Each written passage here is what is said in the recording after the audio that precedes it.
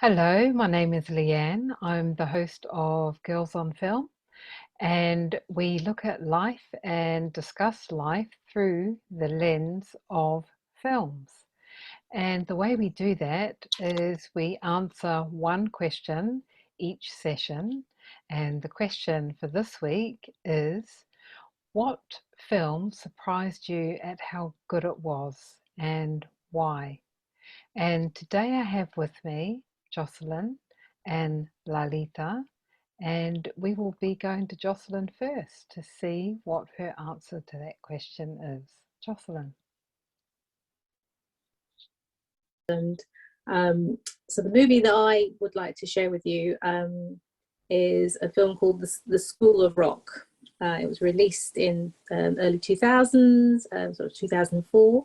The main actor or leading role is Jack Black. And actually I've never seen him in a movie before. And I was actually quite struck by the story of this movie. So Jack Black's character, he's an amateur rock enthusiast. He's passionate about rock music. Kind of finds himself kind of, trying to sort of find work. He kind of slyly procures or maneuvers himself and takes the job of a substitute music teacher, which a friend of his was actually going for, but he actually supplants himself, gets that job, and he is the music teacher, amateur music teacher at the school. The wonderful thing about Jack Black, I've never come across him before, is that he's incredibly enthusiastic. He has this energy. He has you in. He's so passionate about, his character is so passionate about music. You can't not just kind of ride along with him. But the storyline is he's an amateur music teacher. He's engaging with the students at the school. He's actually a music teacher, but he has no qualifications. He is really just finding his way. But he just has this enthusiasm, and he's so passionate about rock music and engaging the children in playing music. And it's the movie is really lovely because you sort of see the children kind of getting to know him, starting to not just kind of methodically play their instruments, they're actually starting to learn to play their instruments and express themselves. Then they're playing music and working together. So the Jack Black's character not only just teaches them in their music lessons, he decides that the group should form a rock band and put on a concert, and that actually is a really lovely journey, a fantastic experience. The music is really brilliant. It really just grabs you and you just really go along with it. I was really surprised by the movie. I just didn't expect that kind of level of enthusiasm, and the movie just gives you a really good feeling, and it also tells you that if you are really passionate about something and you see it through and just go with it, with all your heart, then actually you can go far. So that is the movie I have chosen. It was a surprise, but I really enjoyed that movie. So now I'm going to pass over to Lalita. Thank you, Jocelyn. So the movie that surprised me at how good it was would be The Zookeepers Wife, and I wasn't expecting to watch this movie. It wasn't something that I chose. I happened to be staying with my aunt and my uncle, who was sitting down to watch the movie, and I joined them. And so The Zookeeper's Wife was about a story that I wasn't familiar with. And I think the for me, education about the Holocaust started with the diary of Anne Frank. And so ever since I read her diary, and I was 15 or 16, and for me, it was the subject that I would pick up whatever came across, I came across on the subject. Sorry, losing my train of thought. So if I came across something related to the Holocaust, I would sit and watch it, or an article, and I would read it, or a book. And so anyway, it was about a couple by the name of Jan and Antonina Zabinski. And the backdrop is in Poland. And Jan was the director of the Warsaw Zoo. And this was at the time of Hitler's rising. And they hid 300 Jews and those involved in the uprising. And I think the thing that touched me about it was the courage, the tremendous courage of not just them, but anyone who was hiding Jewish people at the time. Because, and especially now when we look back at history, we know what would have happened to the people who, if they had been caught, what would have happened to them. And so that tremendous courage, just, to uphold someone else's human rights, is very inspiring to me. Mm. So that is my pick for this week. And over to you, Liyanne. Oh, thanks, Lalita. Both of you guys, I haven't seen either of those movies, I don't think. I know I haven't seen School of Rock. I've seen snippets of it, and I love Jack Black's energy. He's a bit cray-cray in some of his movies, or most of his movies, probably. And The Zookeeper's Wife, I think I've seen it, but I'll ask you a question later, Lalita, when we get into the next round of the conversation. But my answer to the question is I had like two answers that were vying for being the answer. And I came, the film that I decided to answer that I was thinking, oh no, I can't answer that, is Moana. And that's because our last session, that was Lalita's answer to the question last time, right?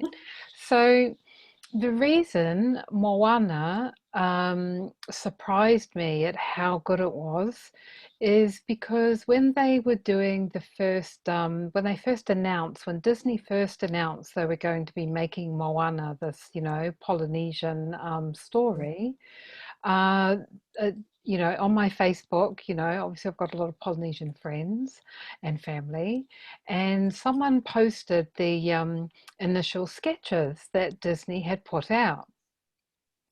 And, I basically, burst into print saying, oh, this looks absolute rubbish, because it was like, the typical cookie cutter princess looking, no hint of Polynesian whatsoever. And I was ready to hate the film when it came out, right? Because that was the starting development of it. So clearly, as we know now, with the finished product, it's actually amazingly representative of the Polynesian culture. They did such a good job. I was so pleased and touched that they had done such a good job. And it's so difficult because there are so many varied cultures in the Pacific. It is almost impossible to get every single, detail right or accurate. So, the only things that I could be critical of was the Tatau on Maui looked a bit Greco-Roman rather than Polynesian in parts of it. And then also Moana had cankles. And it's like, I have yet to meet a Polynesian person that has cankles. And for people that don't know what cankles are, they're calf ankles. So basically it's people that don't have ankles because it's kind of like a piano leg. Oh, right. Yeah, so that's not a Polynesian trait. We have big feet, but we don't have cankles. so, so anyway, that's like really petty, minor, you know, criticism when you consider the film in its entirety. That, as I said, they did such a good job. And like I said in last session, the fact that Moana is one of the few Disney princesses that didn't have a prince that she needed to come and save her. She saved herself, and the ocean was her love. And Moana, for those that aren't aware, Moana is the Maori and many Polynesian cultures. That's their word for the ocean. And mana moana is a term that's used for people of the Pacific, and that's what they gather under. It's like the power and vitality of the ocean and the people of that ocean. So yeah, that's my answer to the question. I could have had a different film, but hey, you know, I guess I can still reuse the Lalita's answer from last session because it's a different question. Jocelyn, would you like to, do you have any observations from our answers to the question? The Zookeeper's Wife. I had never seen this movie. I'd never heard about this movie, but it has actually brought home to me actually what people will do to help people in dire straits. So, and obviously the situation that the movie is based on, and obviously the true story of the Second World War, and a couple striving to help Jewish people in dire straits, really struck a chord with me. And I'm quite keen to sort of watch this movie to sort of see the kind of the style and actually the delivery and the complexity. Obviously, you know, hiding people within a zoo, you know, and all that goes with it as well. Keeping you know 300 plus people hidden, fed. You know, it really starts to, your mind starts to kind of run ahead, like, well, how did they do this, and how, you know, sort of all the hardships, and then also the difficulties. So yes, Alita's film choice has definitely inspired me to want to watch the movie and to delve a bit deeper. And then also Liyanne's movie, which was Moana, that struck me because I think in the West we don't really sort of have films that are successful at that level, and also for a broader age group, but that are not Western. So this is a different culture. It's based on Polynesian, Maori culture. So that in itself would be really interesting. And also it was made and delivered at a very high standard quality. So I'm very intrigued to watch that movie as well. Right, and over to you, Lalita, to hear your thoughts. Thank you, Jocelyn. You'll have to watch The Zookeeper's Wife. I just wanted just a little hint. They didn't keep 300 people at the same time. No, oh, okay. No, but I won't tell you anymore. Okay. But that reminded me actually of just the complexity. Thinking about what people will do to help, like you said just now. And I just wanted a couple of points that I was going to note. I love Jack Black, by the way. Just further to the movie that you mentioned, School of Rock. I don't know if you guys have watched Jumanji. Yes. I'm just laughing, right? His character in Jumanji, absolutely brilliant. So Jack Black, if you're ever watching this at some point, You are absolutely fabulous.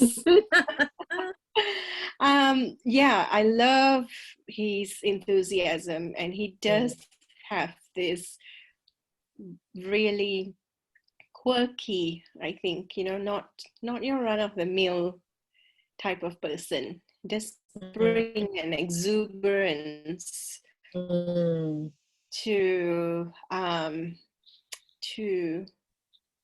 to the movies that he's in.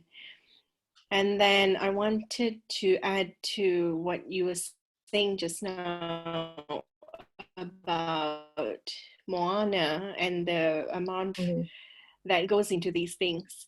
And it's really interesting talking about culture, because I think that to some extent, Western cultures are glorified. And, that's okay, but it tends to be kind of up there. And then the other cultures are a little bit dimmed, I think is the word that I would use.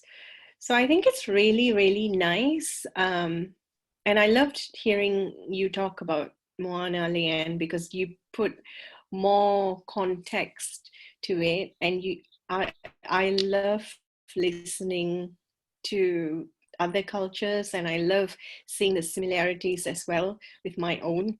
And I think that culture is such a way to enrich society, right? And if we could just, I think, find ways to educate people about the diversity of humanity, I think that definitely MOANA did achieve that, I think, for me at least. Yeah, so over to you, Liyanne. Oh, this is interesting, isn't it? So I had a couple of questions, which I'll probably leave till the end, because actually this is going to go a bit deep. Because when I'm listening to you guys, it's all about that the shift from, and we're in the thick of a potential. When they talk about what is it, a frog? If you put it in a pot and boil the water, it doesn't know that it's actually getting hotter, and eventually it will boil to death. So much like that, I read a book years and years and years ago that has never left me, about the Warsaw Ghetto, and how their world just got smaller and smaller and more desperate, and less freedom, to the point where they just had an uprising because they just could not take it anymore. They were eating rats. And like I said, that story stayed with me. It was like horrific. And when we look at the world at the moment with lockdown, there are so many things that are impinging on freedom of expression, and the game being up with this kind of world we've been living in. You can draw parallels to that time in history, World War II, and that particular part of history, the Warsaw Ghetto, and how the new norm kept changing on them, so they had to live with less and less and less and less, to the point where they just had enough. And then you've got the opposite, the other side of the spectrum, which is, Jack Black and MOANA, which is about celebrating difference, right? So one is about trying to quash difference and eliminate it, and the other is about celebrating it. So we should be heading in the direction of celebrating difference, and not the other direction, and goddess and God, I hope that that is where we're going to be heading. So now, having gone all the way deep into that stuff, I'm now going to go, to the questions I had for both of you. The first one, Jocelyn, you said Yeah. that you really enjoyed the music in School of Rock. I mean, I obviously have to watch the film, but you said you enjoyed the music in School of Rock. What song in particular do you Oh think God. of when you think of that film? Oh my gosh. It's do you know what? It's actually um the lead singer of the rock group. He had like oh gosh, now it's definitely I think it's oh I think it's Black Sabbath. The group is Oh, Black Sabbath. yeah, That's the thing is I am in no way, I don't follow rock, bands or whatever, but there is something very tribal about the music, yeah, when you lift away the lyrics and all the, whatever, but there's something very powerful and the bass and the heartbeat of the music, and I think that's what really kind of drew me, because I don't listen to rock bands and all this kind of thing, but if that's actually what really pulled me, and obviously some of the lead singers of these rock bands are pretty wild, right on the on the edge of characters. Wild is just too tame a word for them, really, but there is something about the music that they play, the guitar, when they're expressing themselves on the musical instruments. That is what I think really pulled me. And sometimes it's really good to be we lead such tame lives, really it's quite tame. If you think, actually we do need to be shaken up a bit, get in touch with your guttural instincts to give you some power. So I definitely, I think that's what really, for me, it's a kind of getting in touch with your inner energy, that rawness, I think that's definitely what drew me. So Lalita is going to laugh at this because the song that came to mind when Jocelyn was speaking and said Black Sabbath, which I don't think this is Black Sabbath. I think it's Led Zepp, but it's like, Yeah. hey, hey, mama, gonna make you move, gonna make you sweat, gonna make you groove. Du-du-du-du-du-du-du-du. I had that song come in my head. Oh dear God.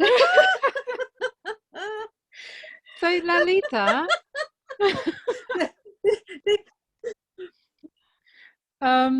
Yes. I am not sure whether I've seen, when you said The Zookeeper's Wife, I thought, oh, yeah, I've seen that. That was a really nice movie.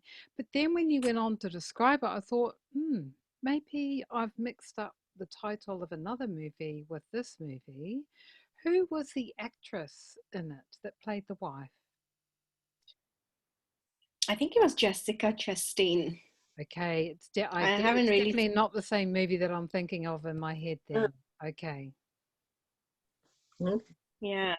And I haven't really seen much of her. She did a really good job, Yeah, I thought. she's a very good actress, very good actress. Because the one I was thinking of, I think it was actually Naomi Watts played the wife. But I think it's a completely different movie that I'm thinking of. I think it's got Zookeeper in there, but it's not Zookeeper's wife, clearly.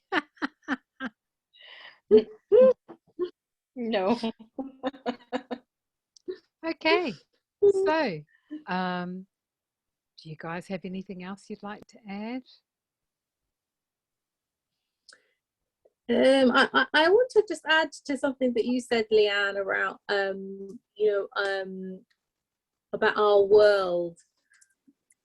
shrinking, you know, especially with this current situation that we're, you know, that we're living in a pandemic, and you know, the new normal for us all globally.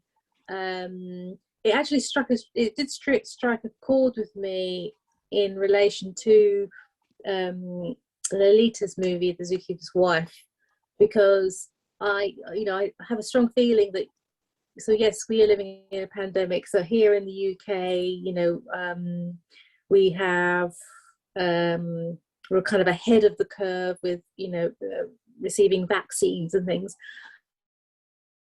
But I often feel, and we, you know, people, you know, we're living in a difficult time. 3/4 of the world, you know, are just about getting their first vaccine. They are still living with, you know, like how we were in our first lockdown. So you know, our world and how we live is shrinking in that context. But there is a we have to be aware that because we have our sort of second vaccine, and we're moving towards boosters, and in September, and people will be able to go on holiday to countries that are amber, and you can all this kind of thing. Actually, we're in this, it's the whole planet, you know, and not everyone has access, and the focus needs to be on people, you know, having access to vaccines for us to move forward in any shape or form.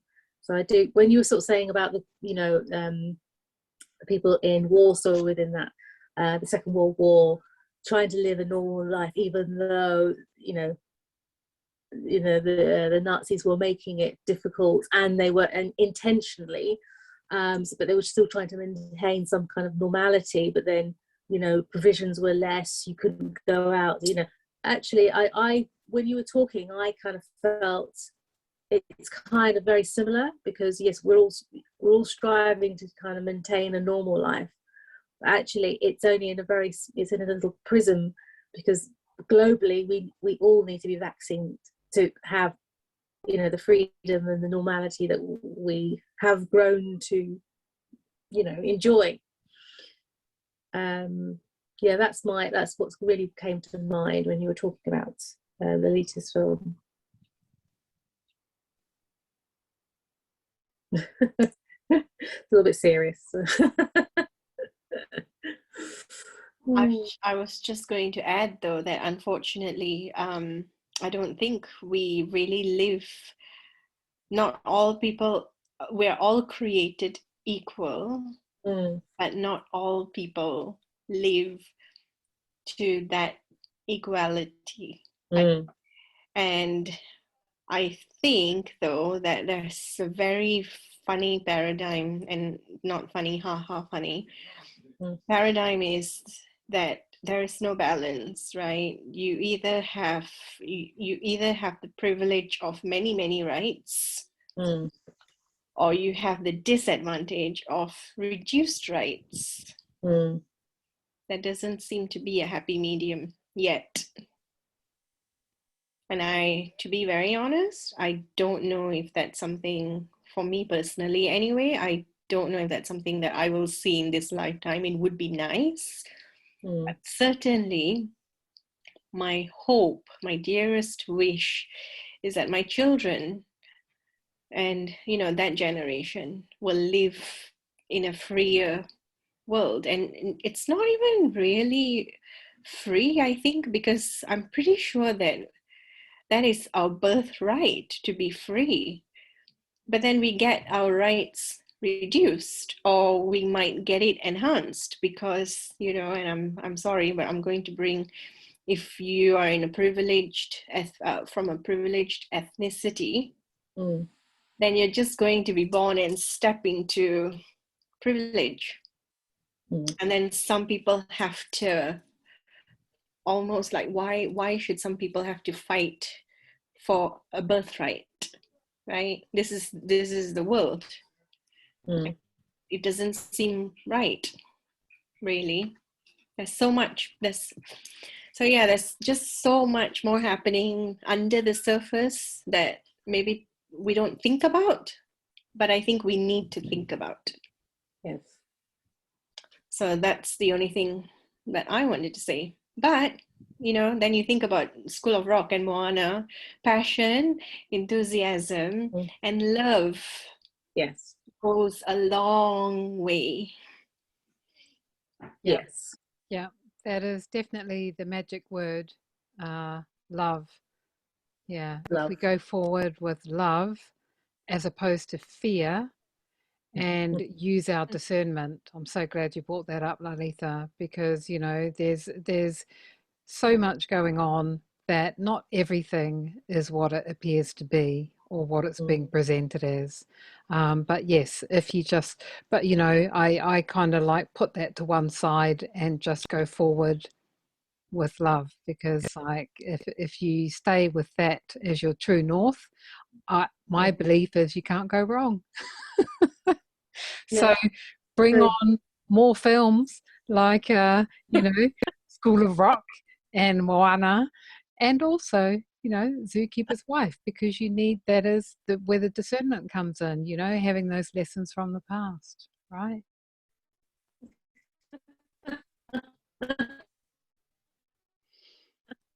Okay, I am going to say thank you very much, Lalita and Jocelyn, and Always.